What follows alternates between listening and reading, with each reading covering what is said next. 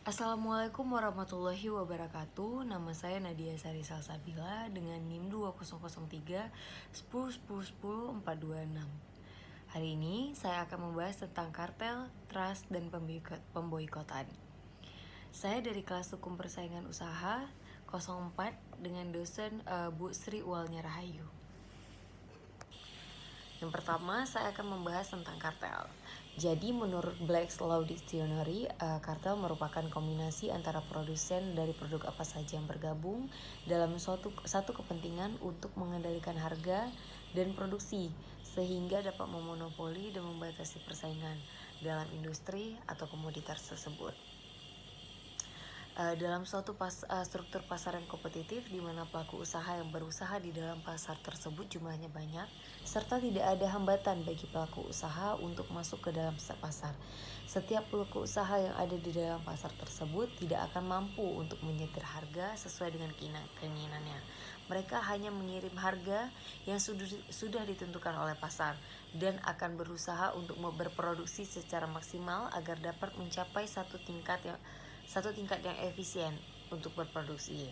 Namun sebaliknya dalam pasar yang berstruktur oligopoli, di mana di dalam pasar tersebut hanya terdapat beberapa pelaku usaha saja, kemungkinan pelaku usaha bekerja sama untuk menentukan harga produk dan jumlah produksi dari masing-masing pelaku usaha menjadi lebih besar.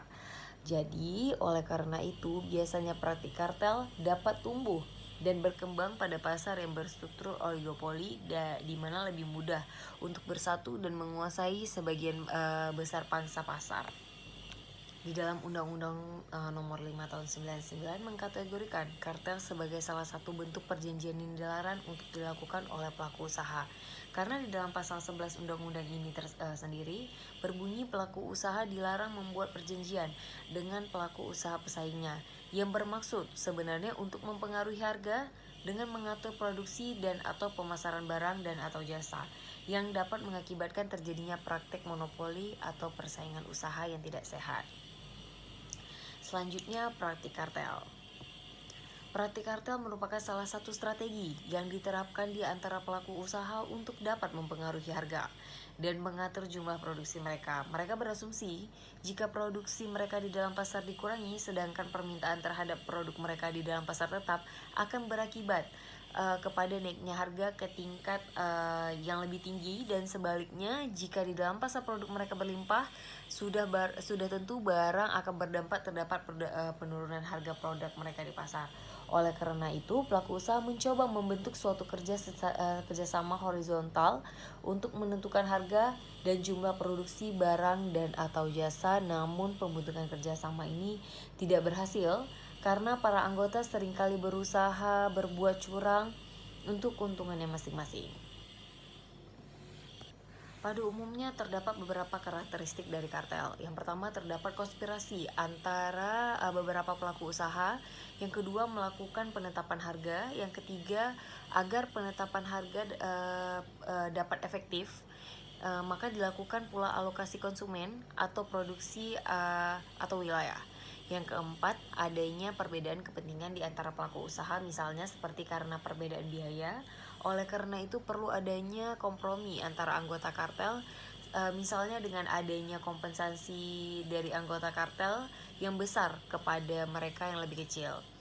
Jadi praktik kartel dapat berjalan sukses apabila pelaku usaha yang terlibat di dalam perjanjian kartel tersebut haruslah mayoritas dari pelaku usaha yang berkecimpung di dalam pasar tersebut. Karena apabila hanya sebagian kecil saja pelaku usaha yang terlibat di dalam perjanjian kartel, biasanya perjanjian kartel tidak akan efektif dalam mempengaruhi pasokan produk di pasar, karena kekurangan pasokan di dalam pasar akan ditutupi oleh pasokan dari pelaku usaha yang tidak terlibat di dalam perjanjian kartel. Selanjutnya, perumusan kartel secara rule of reason oleh pembentukan Undang-Undang tahun 99.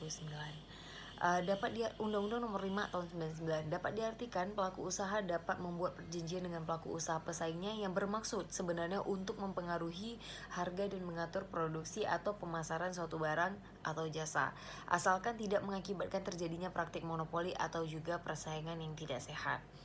Dalam hal ini diartikan pembentukan Undang-Undang Nomor 5 Tahun 99 melihat bahwa sebenarnya tidak semua perjanjian kartel dapat menyebabkan persaingan yang tidak sehat. Misalnya seperti perjanjian kartel dalam bentuk mengisyaratkan untuk produk-produk tertentu harus memenuhi syarat-syarat yang bertujuan untuk melindungi konsumen dari produk yang tidak layak atau dapat membahayakan keselamatan konsumen dan tujuannya tidak menghambat persaingan.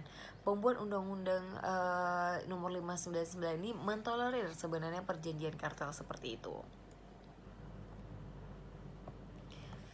Selanjutnya, di dalam peraturan KPPU nomor 4 tahun 2010 tentang kartel atau pedoman pasal 11 dijelaskan bagaimana penerapan rule of reason. Menurut peraturan ini, harus dilakukan pemeriksaan secara mendalam tentang alasan mengapa para pelaku usaha terlapor untuk membuat kartel. KPPU harusnya mempertimbangkan beberapa hal berikut. Seperti pertama, apakah pembuatan tersebut atau naked atau semata-mata langsung bertujuan untuk mengurangi atau mematikan persaingan, atau bersifat ancillary, bukan tujuan dari kolaborasi melainkan hanya akibat ikutan. Apabila kolaborasi bersifat naked, maka akan melawan hukum. Yang kedua, bahwa kartel mempunyai market power. Apabila kartel mempunyai pangsa pasar atau market power yang cukup, maka mereka mempunyai kekuatan untuk menyalahgunakan kekuatan tersebut. Akan tetapi, apabila tidak ada market power, maka kemungkinan kecil kartel akan dapat mempengaruhi pasar. Yang selanjutnya terdapat bukti yang kuat bahwa kartel menghasilkan efisiensi yang cukup besar sehingga melebihi kerugian yang diakibatkan. Apabila tidak membawa efisiensi, berarti kartel hanya membawa kerugian. Selanjutnya adanya reasonable necessity. Apabila tindakan para pelaku kartel tersebut memang secara akal sehat perlu dilakukan, dengan kata lain untuk mencapai keuntungan-keuntungan yang persaingannya ingin dicapaikan, maka perbuatan kartel tersebut perlu dilakukan dan tidak terdapat cara lain atau alternatif lain yang seharusnya terpikirkan oleh pelaku usaha. Yang terakhir ada balancing test. Setelah faktor-faktor lainnya tersebut di atas diperiksa, maka perlu dilakukan pengukuran terhadap keuntungan yang diperoleh melalui kartel dengan kerugian yang diakibatkannya. Apabila keuntungan yang diperoleh lebih besar dibandingkan dengan kerugian yang didapatkannya, maka perbuatan atau tindakan para pelaku usaha tersebut dapat dibenarkan. Selanjutnya program leniensi. Perjanjian kartel merupakan salah satu perjanjian yang sangat sulit dibuktikan karena kebanyakan kartel dibuat secara sangat tertutup atau rahasia. Padahal perjanjian kartel sangat jelas dan besar dampak negatifnya terhadap ekonomi negara. Oleh karena itu, guna pemberantas kartel atau mencegah dibuatnya kartel, negara-negara lain seperti US, negara-negara di Uni Eropa memperkenalkan apa yang disebut dengan program leniensi atau leniency program. Beberapa penelitian telah menyimpulkan bahwa program leniensi setelah efektif membantu memberantas, mencegah atau menghalangi perbuatan kartel dan keberlangsungan kartel. Saran atau pendapat agar provinsi diatur dalam Undang-Undang Nomor 5 Tahun 99 sudah lama ada. Beberapa akademisi Indonesia menyatakan bahwa undang-undang ini sebaiknya segera direvisi dan memasukkan program leniensi sebagai upaya untuk memberantas kartel di Indonesia. Dewasa ini tidak adanya program leniensi di suatu negara merupakan permasalahan yang krusial dalam penegakan hukum persaingan. Indonesia mengalami hal ini karena tidak mempunyai program ini. Oleh karena itu, Undang-Undang Nomor 5 Tahun 99 perlu direvisi dan Selanjutnya, kartel dan asosiasi. Jadi sudah menjadi kebiasaan bagi para pelaku usaha untuk membuat asosiasi dan hukum tidak bisa melarang hak mereka untuk melakukan itu. Namun ternyata ditemukan bahwa dalam beberapa kasus mereka menyalahgunakan asosiasi tersebut sebagai wadah kartel. Hal ini tentu bertentangan dengan larangan kartel yang tercantum dalam pasal 11 Undang-Undang Nomor 5 Tahun 99. Banyak kasus kartel di negara-negara lain yang melibatkan asosiasi dagang yang pura-pura atau sham. Biasanya asosiasi dagang mempunyai tujuan untuk memajukan industri dan konsumen melalui aktivitas yang kolektif. Beberapa aktivitas mereka misalnya melakukan studi pengembangan industri, mengumpulkan menyebarkan data pasar, advokasi atau interaksi dengan pemerintah, membuat pedoman dan standar industri, memajukan persaingan. Namun banyak terjadi mereka akhirnya saling bertukar informasi tentang kebijakan harga pasar atau hal yang berkaitan dengan produksi. Jadi dalam peraturan KPPU nomor 4 tahun 2010 disinggung bahwa asosiasi biasanya digunakan sebagai sarana untuk melakukan kolusi diam-diam. Pertemuan asosiasi diadakan agar seolah-olah legal, padahal ternyata belum kolusi ke arah kartel. Ternyata merupakan kolusi ke arah kartel. Akibatnya sangat sulit untuk mendeteksi hal tersebut. Jadi keberadaan asosiasi sangat rentan terhadap penyalahgunaan sebagai wadah kartel.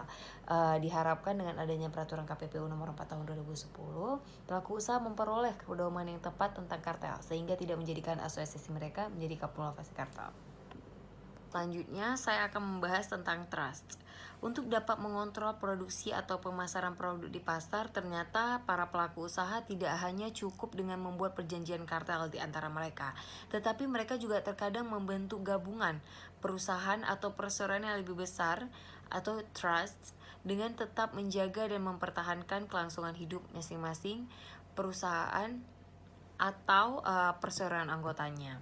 Jadi trust adalah perjanjian untuk melakukan kerjasama dengan membentuk gabungan perusahaan atau perseroan yang lebih besar dengan tetap menjaga mempertahankan kelangsungan hidup masing-masing perusahaan atau perseroan anggotanya, yang sebenarnya bertujuan untuk mengontrol produksi dan atau pemasaran atas barang dan atau jasa. Jadi di dalam Undang-Undang nomor 5 tahun 99 menyatakan bahwa trust merupakan salah satu perjanjian yang dilarang. Di dalam pasal 12 sendiri yang berbunyi pelaku usaha dilarang membuat perjanjian yang membentuk gabungan, perseroan atau perseroan yang lebih besar dengan tetap menjaga dan mempertahankan kelangsungan hidup masing-masing perusahaan atau perseroan anggotanya yang bertujuan untuk mengontrol produksi dan atau pemasaran barang atau jasa sehingga dapat mengakibatkan terjadinya praktik monopoli dan atau persaingan usaha yang tidak sehat. Jadi, trust sebenarnya merupakan wadah bagi pelaku usaha yang didesain untuk membatasi persaingan dalam bidang usaha atau industri tertentu, gabungan antara beberapa perusahaan yang bersaing dengan membentuk organisasi yang lebih besar yang akan mengendalikan seluruh proses produksi dan atau pemasaran suatu barang atau jasa. Selanjutnya, saya akan membahas tentang pemboikotan atau group boycott atau horizontal refusal to deal. Jadi, perjanjian pemboikotan itu merupakan salah satu bentuk usaha yang dilakukan para pelaku usaha untuk mengeluarkan pelaku usaha lain dari pasar yang sama, atau juga untuk mencegah pelaku usaha yang berpotensi menjadi pesaing untuk masuk ke dalam pasar yang sama, yang kemudian pasar tersebut dapat terjaga untuk kepentingan pelaku usaha yang terlibat dalam perjanjian pemboikotan tersebut. Pemboikotan atau concert refusal to deal pada umumnya merupakan tindakan kolektif sekelompok pesaing. Namun demikian, boikot dapat pula merupakan tindakan sepihak atau kolektif untuk menghentikan suplai atau pembelian kepada atau dari konsumen tertentu atau penerapan syarat-syarat tertentu kepada konsumen atau supplier tertentu yang tidak melakukan tindakan yang dikehendaki oleh pemboikot. Jadi tindakan pemboikot bisa merupakan tindakan atau memaksa agar mengikuti perbuatan si pemboikot, atau bisa pula merupakan suatu hukuman bagi pelanggar. Agar praktik pemboikotan dilakukan, para pelaku usaha yang berada di pasar dapat berjalan sukses, diperlukan partisipasi yang seluas mungkin dari pelaku usaha yang di dalam pasar yang bersangkutan. Karena apabila tidak ada dukungan atau keterlibatan para pelaku usaha secara luas yang ada di dalam pasar, pemboikotan biasanya akan sulit untuk berhasil.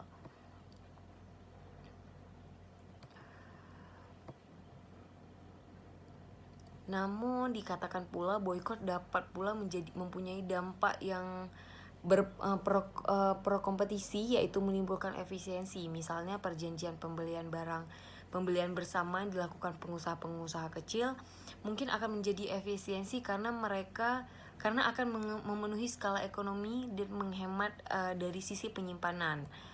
Jadi pemboikotan biasanya dilakukan untuk memaksa pelaku usaha untuk mengikuti perbuatan yang biasanya merupakan perbuatan anti persaingan atau predatory boykot, atau untuk menghukum pelaku bisnis lainnya yang melanggar perjanjian yang menghambat persaingan. Namun demikian, pemboikotan dapat juga dilakukan secara tidak langsung, misalkan dengan cara para pelaku usaha yang terlibat dalam perjanjian pemboikotan meminta kepada pelaku usaha yang menjadi pemasok dari produk mereka tersebut untuk tidak memasok produk yang sama kepada pelaku usaha yang menjadi target dari perjanjian boykot.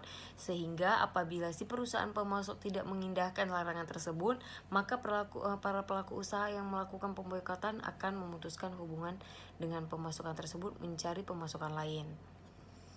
Jadi dalam Undang-Undang Nomor 5 Tahun 99 mengkategorikan bahwa perjanjian pemboikotan sebagai salah satu perjanjian yang dilarang yang diatur di dalam pasal 10 ayat 1 dan ayat 2 Undang-Undang Nomor 5 Tahun 99. Pasal 10 ayat 1 yang berbunyi pelaku usaha dilarang membuat perjanjian dengan pelaku usaha pesaingnya yang dapat menghalangi pelaku usaha lain untuk melakukan usaha yang sama, baik untuk tujuan pasar dalam negeri maupun pasar luar negeri. Di dalam pasal 10 ayat 2 berbunyi pelaku usaha dilarang membuat perjanjian dengan melakukan usaha pesaingnya untuk menolak menjual setiap barang atau jasa dari pelaku usaha lain, sehingga perbuatan tersebut yang pertama merugikan atau dapat diduga dan merugikan pelaku usaha lain atau membatasi pelaku usaha lain dalam menjual